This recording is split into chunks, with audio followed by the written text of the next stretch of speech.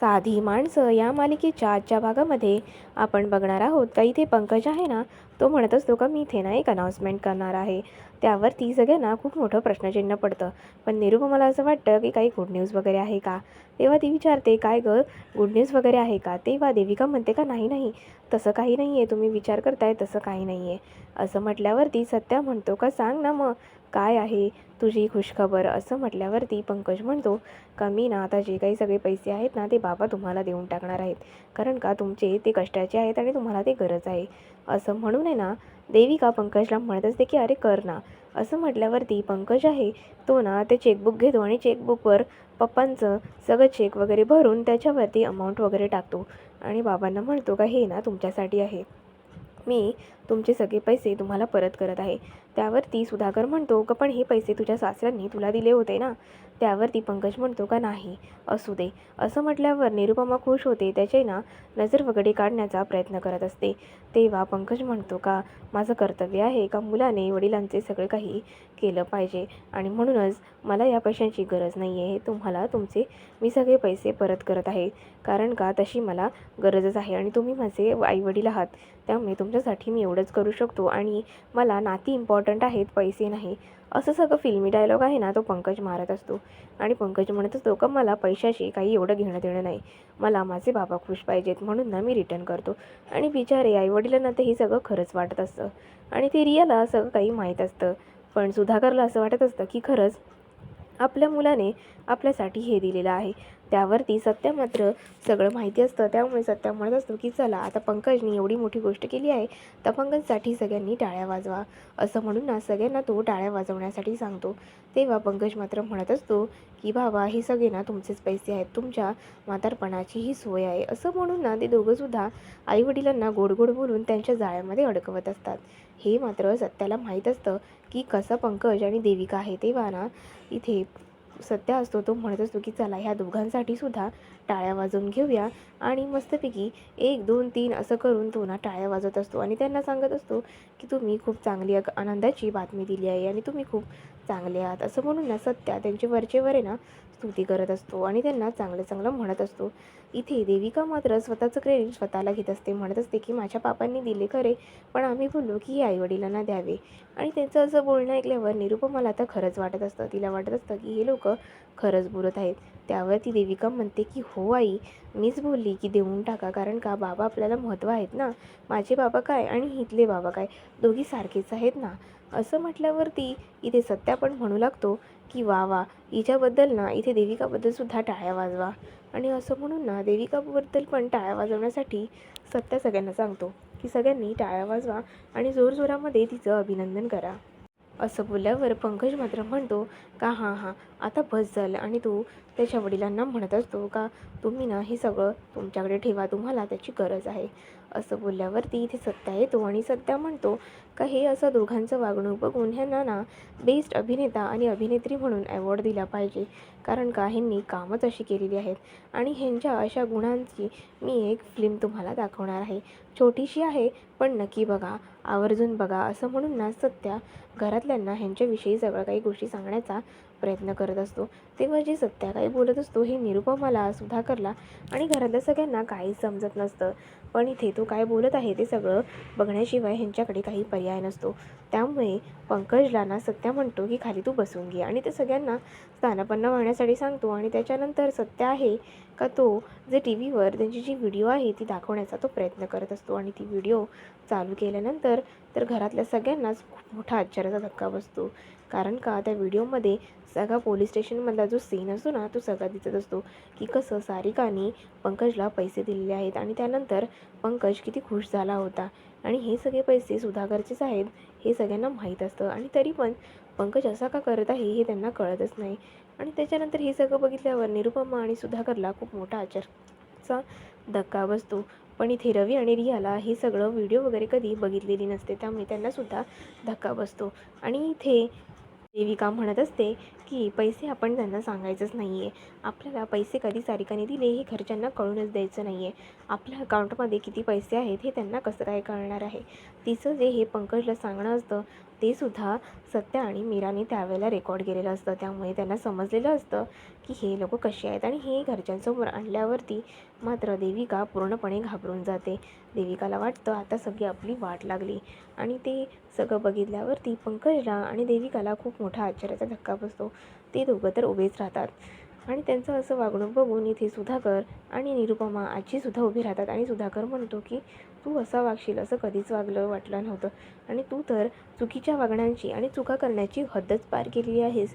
तुला सुधारण्यासाठी किती चान्स दिले तरी तू सुधरत नाहीस आणि तू नीट वागत नाहीस. असं बोलल्यावरती इथे रविरियासुद्धा ऐकत असतात. आणि पंकज मात्र मान खाली घालून कपाळावर आट्या ठेवून मात्र वडिलांकडे बघत असतो. तेव्हा सुधाकर म्हणत असतात की तू एखाद्या बापाचे पैसेसुद्धा लुबाडू शकतोस, एवढा मतलबी मुलगा आहेस का तू? आणि तू असं कसं वागू शकतोस? त्यावरती सत्यासुद्धा काही म्हणत नाही. सत्या सगळं ऐकून घेत असतो. आणि निरुपमाला तर ह्या गोष्टीचं वाईट वाटलेलं असतं. निरुपमा म्हणत असते का मी तुला किती वेळा चान्स दिला पण तू कधीच सुधारला नाहीस. मी तुला म्हणाली होती ना का ह्या वेळेला तू तुझा काही गैरफायदा करून घेऊ नकोस. आणि देविका मी तुलासुद्धा सांगितलं होतं का ह्यावेळेस इथे पंकजला हरू देऊ नकोस पण तू तर मलाच फसवलंस. असं बोलून देविकाला ती खूप काही भलंबुरं बोलत असते. तेव्हा सत्य आहे ना तो म्हणत असतो काही अगं हे दोघं असेच आहेत आणि ह्यांनी अशा बऱ्याच चुका केलेल्या आहेत ज्या की सांगण्यासारख्या पण नाहीत. आणि ह्यांनी नुसते खोटंच बोलले नाही तर माझ्या बाला फसवलं आहे. आणि माझ्या बाबाचे एवढे महत्त्वाचे पैसे आणि त्याच्या म्हातारपणाची रक्कम आहे ना ते सुद्धा लुपाडण्यासाठी ह्यांनी काही कमीपणा केला नाही. असं बोलल्यावरती इथे निरुपमाला तर खूप वाईट वाटत असतं आणि तिला आश्चर्याचा धक्कासुद्धा बसलेला असतो. आणि ती सगळं हे बघत असते. तेव्हा सत्या तिला म्हणत असतो का हे बघ हे सगळं आम्ही केलं. ही फिल्म आहे ना ती आम्ही रेकॉर्ड केली. आणि ही जी व्हिडिओ वगैरे आहे ना परत ती जी ह्याची होती बातमी तीसुद्धा आपल्या रवीने केली होती. आणि तो जो काही आवाज वगैरे होता ना तो दुसरं तिसरं कोणी नाही तर आपली डबिंग आर्टिस्ट आहे ना आपल्या घरातली रिया तिने केलं होतं. त्यावरती सत्या तर सगळं काही घरातल्यांना सांगत असतो. आणि सुधाकर हे सगळं ऐकत असतो. तो म्हणत असतो की काय आहे हा पंकज असं सगळं करत आहे. आणि त्यावरती सुधाकर आहे तो म्हणत असतो सत्या मीरा रवी रिया तुमचे ना खूप खूप आभार. आज तुमच्यामुळे मला हे सगळं भेटले आहे. आज माझी ही म्हातारपणाची रक्कम आहे. माझे फंडाचा विषय मी कधीच सोडला होता कारण का मला कधीच वाटलं नव्हतं ते पैसे परत येतील. सर्वसामान्य माणसांना 35 लाख रुपये मिळणं ही काही छोटी गोष्ट नाही आहे. आणि त्यासाठी ते जेव्हापासून गेले आहेत तेव्हापासून माझा काही डोळ्याला डोळा लागत नव्हता. असं सुधाकर आहे ना सगळ्यांना सांगत असतो की मला या गोष्टीचा किती त्रास झाला होता. आणि तेव्हा म्हणत असतो की आता हे पैसे भेटले आहेत तर माझ्या म्हातारपणाची चांगली सोय झाली आहे. आणि तो सत्याची स्तुती करत असतो. तेव्हा निरुपमाला मात्र त्याची स्तुती करावी असं एका शब्दाने सुद्धा वाटत नसतं. पण सत्या काही निरुपमाकडून अपेक्षा करत नसतो. तो म्हणा कोणाकडूनच अपेक्षा करत नसतो का त्याची स्तुती करावी. इथे पंकज मात्र त्याची मान शरमेने खाली गेलेली असते. तो पूर्णपणे सत्याच्या प्लॅनमध्ये अडकला असतो. आणि तेव्हा सुधाकर असतो तो म्हणत असतो का माझ्या म्हातारपणाचं आता मला काही टेन्शन नाही आहे. हे फक्त सत्या तुझ्यामुळे झालं आहे. तू आज नसता असता आज हे सगळं बापाचे पैसे त्या पोराने लुबाडून बसले असते आणि खाऊन घेतले असते. त्यामुळे ना तुझ्यामुळे हे सगळं झालं आहे. आज तुझ्यामुळे माझे पैसे मला परत भेटले. असं म्हणल्यावर निरुपमा पण सगळं शांतपणे ऐकत असते. तिला पण सत्याची स्तुती करायची असते पण ना ती करत नसते. त्याच्यानंतर ती सुधाकरला बाजूला सारून तिथे पंकजजवळ येते आणि ती पंकजकडे रागाने बघत असते. तेव्हा ना पंकज मनातल्या मनात विचार करत असतो की आता ही काय बोलणार आहे काय माहिती आणि हिच्यासोबत काय बोलू हे काय मला समजत नाही आहे. म्हणून तो देविकाकडे बघत असतो की काय बोलू. तेव्हा देविकासुद्धा त्याच्याशी काही बोलण्याच्या मनस्थितीत नसते. आणि तेव्हा ना इथे निरुपमा असते ती जोरात ना पंकजच्या कानाखाली मारते. आणि ते बघितल्यावर घरातल्या सगळ्यांनाच खूप मोठा आश्चर्याचा धक्का बसतो. घरातले सगळे अवाक नजरेने तिच्याकडे बघत असतात आणि म्हणत असतात की नको आई. त्यावर ती निरुपमा असते का ती ना पंकजला चटाचट कानखाडात मारत असते. आणि कानफाडात मारून झाल्यानंतर ती त्याच्या पाटणीत वगैरे त्याला मारत असते. त्याला म्हणत असते का तुला ना मुलगा म्हणून बोलण्याची सुद्धा मला लाज वाटत आहे. तू आज काय नाही केलंस रे माझ्यासाठी. तू मला प्रत्येक वेळेला माझी मान खाली घातलीस आणि मला त्रास होईल असंच वागलास. आणि ही देविका तर त्याला सपोर्टच करत असते. मी देविका तुला म्हणाली होती ना का ह्याला कधी हरू देऊ नकोस. ह्याला लास्टचा चान्स दिला आहे पण नाही. पंकज, तू तसाच आहेस. माझीच निवड चुकलेली आहे आणि मलाच असं वाटत आहे की बबड्या असा नाही आहे, पण बबड्या हा तसाच आहे असं म्हणून ना ती पंकजला बोलत असते. आणि आजीला तर सगळं काही माहीत असतं की पंकज आणि देविका कसे आहेत. तिला त्यांचं अजिबात पटत नसतं, त्यांना ना रागच येत असतो. तेव्हा निरुपमा असते का ती सटासट त्याच्या कानाखाली मारत असते आणि ते देविकाला असं वाटत असतं का देविकाला सुद्धा आता आई मारणार आहे म्हणून, पण असं काहीच नसतं. पंकज काहीतरी म्हणण्याचा प्रयत्न करत असतो, पण निरुपमा असते का ती काहीच ऐकून घेत नसते. तेव्हा देविका म्हणते का अहो आई, पण त्यांचं फक्त ऐकून तर घ्या. तुम्ही ऐकलात तर त्यांना जरा प्रॉब्लेम सॉल्व्ह होईल, असं ती ना पंकजच्या बाजूने बोलण्याचा प्रयत्न करत असते. आणि पंकज हे सगळं शांतपणे ना ऐकत असतो की आपली बाजू कशी देविका घेत आहे आणि ती आपल्या बाजूने बोलत आहे. तेव्हा निरुपमा तिला म्हणते की तू तर गप्पच बस, तुझ्याशी तर काही बोलण्यात अर्थ नाही आहे, कारण का तू पण तशीच आहे. आणि तेव्हा देविका म्हणत असते का ह्यांच्या भांडणामध्ये आपण पडलेलंच नाही बरं आणि काही न बोललेलंच बरं, असं म्हणून ना देविका मात्र शांत असते, काहीच बोलत नसते. तेव्हा सुधाकर आहे निरुपमाला समजावतो की अगं जाऊ दे, काही मुलं अशीच असतात की ती बापांचा पैसा लुबाडून त्यांना लुबाडण्यासारखं हे खूप मोठं दुःख दिलेलं असतं. आणि काही मुलं अशी असतात की ते बापाला सगळं काही मिळवून देतात आणि त्यावरती ते सोडून देण्याचं म्हणत असतात. तेव्हा रिया म्हणते का नाही नाही बाबा, तुम्ही त्यांना सोडून नका देऊ, त्यांना शिक्षाही झालीच पाहिजे. त्याशिवाय त्यांना कळणार नाही की तुम्ही किती मोठी चूक केली आहे. आणि शिक्षा ह्यासाठी द्यायची की ते लोक परत अशी चूकच करायला नको, असं म्हणून ना रिया शिक्षा देण्यासाठी सर्वांना सांगत असते. खास करून ती सुधाकरला सांगत असते की त्यांना शिक्षाही झालीच पाहिजे, कारण का ते खूप गरजेचं आहे. त्यावरती सुधाकर म्हणतो की काय ह्याला शिक्षा देऊन पण हा असाच आहे. त्यावरती सत्या म्हणतो का काय बा, सकाळी म्हणजेच जेव्हा मी लहान होतो तेव्हा सकाळ सकाळ माझ्याकडून काही चूक बीक झाली तर तू मला शिक्षा द्यायचास, मला उठाबशा वगैरे काढायला लावायचास. त्यावर सुधाकर म्हणतो की हो रे, पण आता हा तसा नाही आहे, हा तसाच आहे. ह्याला कितीही समजावलं कितीही सांगितलं तरी तो तसाच वागणार आहे. आता मलाच ह्याला शिक्षा देऊन आणि ह्याच्याबद्दल बोलून ह्याला समजावून मलाच आता कंटाळा आलेला आहे. त्यामुळे ना मला ह्याच्याशी काहीही बोलायचं नाही आहे, मला ह्याच्याशी काहीही घेणं देणं नाही आहे, असं म्हणून ना बाबा त्याला एकदम कठोरपणे बोलत असतात. आणि सुधाकरचं हे कठोर बोलणं मीराला पण एकदम वाईट वाटत असतं की बाबा जाऊ दे आता, ते झालं. पण नाही, सत्या मात्र काही ऐकत नसतो. सत्या म्हणत असतो का नाही, मला जसं उठाबशा काढायला लावायच्यात तसं ह्याला उठाबशा काढायलाच लावा. आणि हे निरुपमाला सगळं समजत असतं की आपण खरंच सत्याशी वाईट वागत आहोत, पण आता काय करणार, ती कितीही काही झालं तरी सत्याशी ती नीट बोलायला जायचीच नाही. आणि त्यावरती इथे रिया म्हणते का हां बरोबर आहे, इथे ना पनिशमेंट दिलीच पाहिजे. माझी टीचर आहे ना ती नेहमी म्हणायची की पनिशमेंट दिलीच पाहिजे. त्यावर ती सत्या म्हणतो का हां बरोबर आहे, ह्याला ना उठाबशा काढायला लावायच्या. आणि म्हणून ना इथे सत्या सांगत असतो पंकजला चल चल उठाबशा काढ, म्हणून ना तो उठाबशा पंकज काढायला घेतो. तेव्हा पंकज उठाबशा काढत असतो आणि सत्या सांगत असतो रियाला का चल तू आहे ना मोजायला चालू कर की हा किती उठाबशा काढतो आणि किती नाही, असं म्हणून ना 1 2 3 4 असं म्हणून ते लोक ना उठाबशा काढायला त्याला सांगत असतात. आणि पंकजला उठाबशा काढण्याशिवाय काही पर्याय नसतो, कारण का त्याच्याकडून चूकच अशी मोठी झालेली असते का त्याला ती चूक सुधारण्यासाठी ते करणं गरजेचं असतं. म्हणून ना तो उठाबशा काढतच असतो. आणि त्याच्यानंतर इथे देविका मात्र सगळी शांतपणे उभी असते, ती काहीच करत नसते. तेव्हा इथे पंकज म्हणतो का मीच का दरवेळी शिक्षेचा पात्र व्हावं, ह्याच्यामध्ये माझ्या एकट्याची चुकी नाही आहे, इथे देविकाची सुद्धा चुकी आहे, तर देविकाला सुद्धा शिक्षा झालीच पाहिजे, मी एकटा का उठाबशा काढू. असं बोलल्यावर निरुपमा मात्र शांत होते. पण तिथे रिया येते आणि रिया म्हणू लागते की हां बरोबर आहे, माझ्या शाळेमध्ये टीचर होती, ती नेहमी मला म्हणायची की स्त्री पुरुष समानता आपल्याकडे असलीच पाहिजे आणि ती समानता इथे आहे. त्यामुळे इथे जर पुरुषाला शिक्षा होत आहे तर स्त्रीलासुद्धा व्हायलाच पाहिजे, कारण का तेवढीच शिक्षा हिचीसुद्धा आहे, हिचीसुद्धा तेवढीच चूक आहे. त्यामुळे इथे देविका तू सुद्धा उठाबशा काढायला लाग. असं बोलल्यावर निरुपमा काहीच बोलत नाही, कारण का त्यांच्या चुकाच तेवढ्या असतात ना. असं म्हटल्यावरती इथे रिया सांगत असते की देविका तू काढायला घे, मी काउंट करते. असं म्हटल्यानंतर इथे देविका पण उठाबशा काढण्यास प्रयत्न करू लागते. तेव्हा सत्या मात्र रियाला म्हणतो की तुझी टीचर ना एकदम बरोबर आहे, त्या टीचरला ना एकदम मला भेटव, तिने ना तुला खूप चांगल्या चांगल्या गोष्टी शिकवल्या आहेत. असं म्हटल्यावरती रिया म्हणते का हां ना बरोबर आहे, मी तुला एकदा दाखवून देईल. आणि असं म्हणून ना देविका पण, तिला खरं तर उठाबशा काढायचे नसतात, पण घरच्यांच्या दबावामुळे ती काढू लागते. आणि हे सगळं सुधाकरला आवडत तर नसतं, पण काय करणार, चुकाच तशा त्यांनी केलेल्या असतात.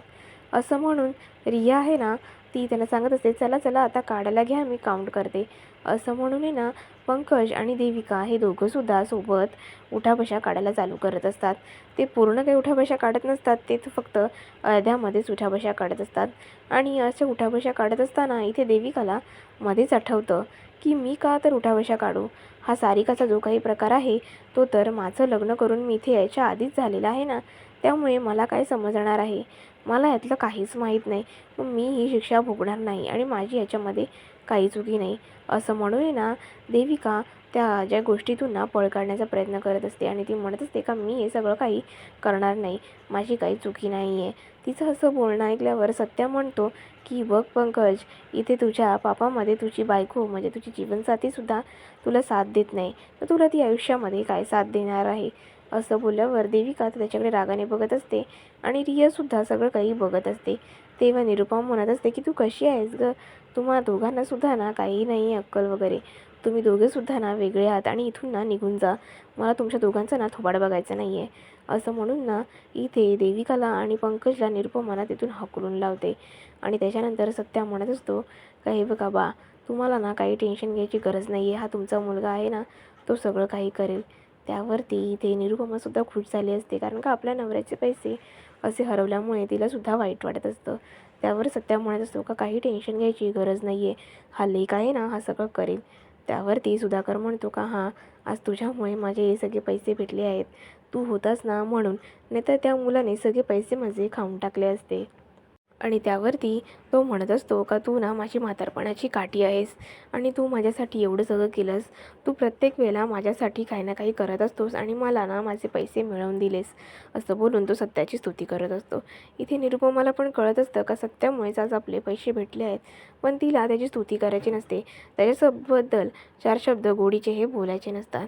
पण इथे सुधाकरला प्रचंड आनंद झालेला असतो की आपल्याबद्दल असं सगळं घडलेलं आहे, त्यामुळे ना सुधाकर आहे तो सत्याची वावा करत असतो आणि पंकजबद्दल बडबड करत असतो. तेव्हा सुधाकर सत्याला म्हणतो का तू ना खूप खास आहेस आणि तुझ्यामुळे आज माझे पैसे भेटले आहेत. आज जर तू नसतास तर कदाचित हे पैसे मला भेटलेसुद्धा नसते आणि माझ्या बाजूने काही निकालसुद्धा नसता लागला, पण तू होतास म्हणून आज माझी ही सगळी आयुष्यभराची जी कमाई होती ती मला भेटली. आता मला म्हातारपणाचं टेन्शन राहणार नाही रे, की कसा उदरनिर्वाह करू आणि काय करू, कारण का फंडाचा विषय मी कधीच सोडला होता. आता सर्वसामान्य माणूस आहे, आपल्यासाठी 35 लाख ही खूप मोठी गोष्ट आहे आणि म्हणून ना माझ्या डोळ्याला डोळा लागत नव्हता, पण तुझ्या आज अशा वागणुकीमुळे मला ना खूप बरं वाटलं आहे. असं म्हणून ना इथे सुधाकर आहे तो सत्याला मिठी मारत असतो आणि त्याचं जे मनातल्या भावना आहेत, प्रेम आहेत, ते ना सत्याला व्यक्त करत असतो आणि सत्याची वावा करत असतो. सत्याला म्हणत असतो की तूच आहेस खरं, तुझ्यामुळे आज हे सगळं झालेलं आहे. त्यावर सत्या म्हणतो का बस झालं आता, चला आता तुझे पैसे आलेले आहेत, तर आता तू मला पार्टी देऊन टाक मस्तपैकी एक छान. असं म्हणून ना तो बाकडे ना त्याच्या पार्टी मागत असतो आणि त्याच्या बाबाला म्हणत असतो का आता पार्टी झालीच पाहिजे. असं म्हटल्यावर सुधाकर म्हणतो का हो ना हो, पार्टी तर होणारच ना, त्याच्यामध्ये काय आहे नवीन, पार्टी भेटणारच आहे. असं बोलून ना सगळे खूप आनंदात असतात आणि ते खूप आनंद व्यक्त करत असतात. आणि इकडे पंकज मात्र विचार करत बसलेला असतो आणि देविका, ते दोघं आपल्या रूममध्ये खूप टेन्शनमध्ये असतात. तेव्हा देविका 17 वेळा फेऱ्या मारत असते. तिला वाटत असतं की झालं यार, कुठच्या कुठे आपण काय फसून गेलो, पूर्णपणे आपण करायला काय चाललेलो आणि झालं काय, होत्याचं नव्हतं होऊन बसलं. आणि ती ना बडबडत असते की आत्ता आपल्याकडे पैसे होते आणि आत्ता आपल्याकडून पैसे गेले. त्यावरती पंकज आहे का तो तिला समजावत असतो की जाऊ दे, तसे पण ते पैसे आहेत ना ते त्यांचे होते. त्यावरती देविका म्हणते असं कसं, पण ते आपल्याकडे आले होते ना, आता तू एक ऐक, मी सांगते ना तसं कर, मी तुला सांगणार आहे तसंच तू काम करायचं आहेस आणि तसं केलंस तर आपले पैसे आपल्याला परत भेटतील. आणि असं म्हणून ना ती सगळा जो काही प्लॅन आहे ना तो त्याला सांगत असते आणि ती सांगते त्याप्रमाणे पंकज आहे का काहीही विचार न करता, काहीही पुढची गोष्ट काय होईल काय नाही होणार याचं शहानिशा न करता तो लगेच तिच्या तालावरती ना नाचायला मोकळा असतो. ती काय बोलली का तो करायला सगळ्याच गोष्टी रेडी असतो आणि देविकासुद्धा विचार न करता काहीही प्लॅन बनवत असते आणि ती पंकजला सांगत असते की तू असं कर म्हणजे ना आपले पैसे आहेत ना ते येतील आणि आपल्याला ना आपले पैसे मिळालेच पाहिजेत. असं म्हणून ना ते दुसऱ्यांच्या पैशावरती स्वतःचा अधिकार आहे ना तो गाजवत असतात. आणि इथे देविका सांगत असते की जा आता, मी तुला जे सांगितलं आहे ना ते काम कर. असं म्हणून ना तिथे ती पंकजला सांगत असते. तेव्हा पंकज म्हणत असतो का हां तू बोलतेस ना तसं करू. काहीही होणार नाही, कोणीही काहीही बघणार नाही किंवा काहीही करणार नाही असं म्हणून तो तिने सांगितलेल्या सगळ्या गोष्टी करून ना परत रूममध्ये आलेला असतो. तेव्हा ती म्हणते का कुठे आहे गोळ्या. तेव्हा तो म्हणतो का मी गेलो तर होतो, मी शांतपणे गेलो, शांतपणे आलो, कोणाला काहीच कळलं नाही, गोळ्या कुठे आहेत असं म्हणून ना तो शोधत असतो. आणि त्याच्यानंतर ना तो म्हणतो का मी आणल्या आहेत गोळ्या, घाबरू नकोस असं म्हणून ना इथे दाखवत असतो की ही बघ गोळ्यांची बॉटल. आणि ते म्हटल्यानंतर इथे देविकाला प्रचंड आनंद होतो आणि पंकज मात्र ते दाखवून दाखवून तिला ना